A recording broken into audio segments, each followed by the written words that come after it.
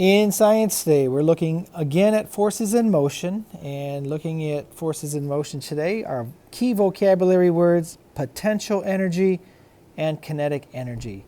By the end of today's lesson, you'll understand a little bit more on each. In class Thursday, both classes were able to build this standard vehicle using our blueprints. I've attached a rubber band to the front axle of our standard vehicle to show how rubber band can be a source of energy. When I grab the rubber band and pull it across the top of the back axle, pinch it with my 2 fingers, and then rotate the rubber band around the axle like this, I am building what's called potential energy.